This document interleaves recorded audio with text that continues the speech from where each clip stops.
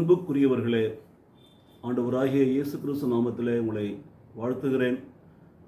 அன்பின் வாழ்த்துக்களை தெரிவித்துக் கொள்கிறேன். இந்த நாளிலே நாம் தியானிக்கிற வேத பகுதி சங்கீதம் 25 எடுக்கப்படுகிறது.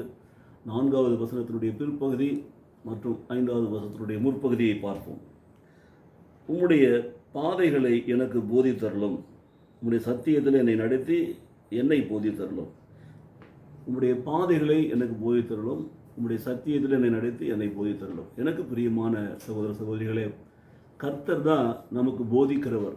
நம்மை நடக்கிற விதத்தை நம் கற்றுக் கொடுக்கிற வேத புஸ்தகத்தை வாசிக்கிற பொழுது அவர் நம்மோடு கூட பேசுகிறார். பாருங்கள், இந்த நாளிலே இந்திய தேசத்தில் உள்ள அனைத்து மக்களும் ஆசிரியர் தினத்தை கொண்டாடுகிறார்கள். ஆசிரியர் போதிக்கிறவர், பிள்ளைகளுக்கு போதனை செய்கிறவர்.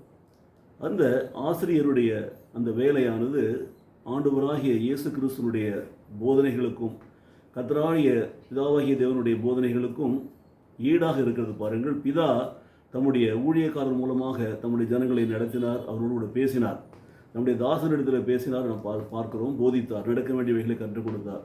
பூமியிலே வாழ்ந்தபோது இயேசு கிறிஸ்துவும் அப்படியாக தம்முடைய சீஷர்களுக்கும் போதித்தார், ஜனங்களுக்கும் போதித்தார். இந்த போதனை என்பது தேவனுடைய பெரிதான ஒரு வேலையாக இருக்கிறது. பாருங்கள், அந்த வேலைக்கு ஈடான ஒரு வேலையை இன்றைக்கு செய்கிறவர்கள் தான் ஆசிரியர்கள். ஆகவே இந்த நாளிலே இந்த ஆசிரியர்களை நாங்கள் வாழ்த்துகிறோம். தங்களுடைய உழைப்பை மாணவர்களுக்கென்று ஒதுக்கி, தங்களுடைய நேரத்தை ஒதுக்கி, தங்களுடைய வாழ்க்கையை அவர்களுக்கு செலவு செய்து பிள்ளைகளுடைய வாழ்க்கையின் தரத்தை உயர்த்துகிற, நல்வழிப்படுத்துகிற, நல்ல வழிநடத்துகிற ஒவ்வொரு ஆசிரியரையும் கர்த்தர் தாமே ஆசீர்வதிப்பாரார். மாத்திரமல்ல, இந்த நாளில் மீண்டும் நாம் வேத வார்த்தையின்படி தியானிக்கிற பொழுது, நான் உனக்கு போதித்து நீ நடக்க வேண்டிய வழியை உனக்கு காட்டுவேன், உன்மேல் என் கண்ணை வைத்து உனக்கு ஆலோசனை சொல்லுவேன். அதுதான் தேவனுடைய வேலை, நடத்துகிற தேவன், பாதைகளை போதிக்கிற தேவன், வழிகளை காட்டுகிற தேவன். பாருங்கள், 25ஆம் சங்கீதத்தை அதான் வாசிக்கிறோம். அதோடு மாத்திரமில்லை, நீரே உடைய ரட்சிப்பின் தேவன், நாள் முழுவதும் நான் உனக்காக காத்திருக்கிறேன் என்று சொல்கிறான்.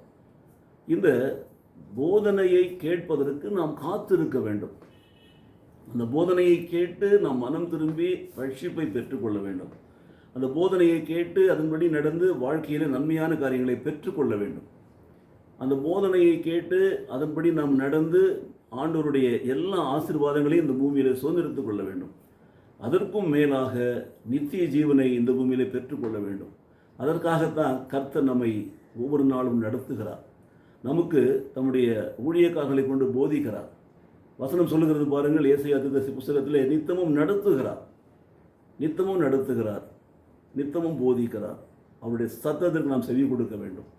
சத்தத்திற்கு செவி கொடுத்தால் மாத்திரமல்ல, அவருடைய சித்தத்தின்படி நடக்க வேண்டும். இதுதான் நம்முடைய வாழ்க்கையில் நாம் நன்மையான காரியங்களை பெற்றுக்கொள்வதற்கும் ஆசீர்வாதங்களை பெற்றுக்கொள்வதற்கும் ஒரே வழிபாடு. ஆகவே நம்மை நடத்துகிற நம்முடைய போதகர்களை நாம் மதிக்க வேண்டும்.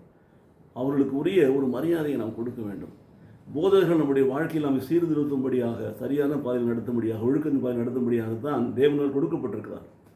தேவனால் கொடுக்கப்பட்ட அந்த மனிதர்கள், அந்த போதகர்கள், தேவன் போதித்த வண்ணமாக போதிக்கிற அந்த ஊழியத்தை செய்கிறவர்கள் கர்த்தருடைய நாமத்திற்கு சாட்சியாக அந்த காரியத்தை செய்கிறார்கள். அதே காரியத்தை தான் உண்மையான அர்ப்பணிப்போடு செய்கிற ஆசிரியர்களும் செய்கிறார்கள். பாருங்கள், ஆசிரியர் தொழில் it is a noble profession. ஒரு மேலான கனத்துக்குரிய ஒரு ஒரு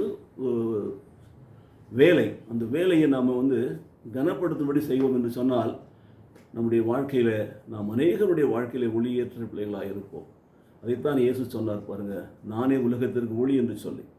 அவர் பேசுகிறது வெளிச்சம் உண்டாக என்று சொன்னோடனே வெளிச்சம் உண்டாயிற்று. இன்றைக்கு நம்முடைய போதனைகளை கேட்கிற போது நம்முடைய வாழ்க்கையில் வெளிச்சம் உண்டாக வேண்டும். அந்த வெளிச்சம் நன்மையான காரியங்களை கொடுக்க வேண்டும். ஜெபிப்போமா? எங்களை நேசிக்கிற நல்ல பிதாவே, இந்த நாளிலே கர்த்தருடைய போதனைகளை நாங்கள் அசட்டை பண்ணாமல் நாங்கள் கேட்டு அதன்படி நடக்க வேண்டும் என்று சொன்ன நல்ல ஆலோசனைக்கு நன்றி செலுத்துகிறோம். அப்படியான போதனைகளை கொடுக்கிற ஆசிரியர்களை நாங்கள் ஆண்டவரை கனப்படுத்தவும், அவர்களை ஆண்டவரே சோதரம் ஏற்றுக்கொண்டு அவருடைய போதனைப்படி நடந்து நாங்கள் ஆசிரியக்கப்படவும் ஒப்புக் கொடுத்து நாங்கள் ஜெபிக்கிறோம். மாத்திரமல்ல, இந்த போதனையை செய்கிற ஒவ்வொருவரையும் கர்த்தர்தாமே பாதுகாத்து நடத்துவீரா. இயேசு கிறிஸ்து நாமத்திலே பிதாவே, ஆமென், ஆமென்.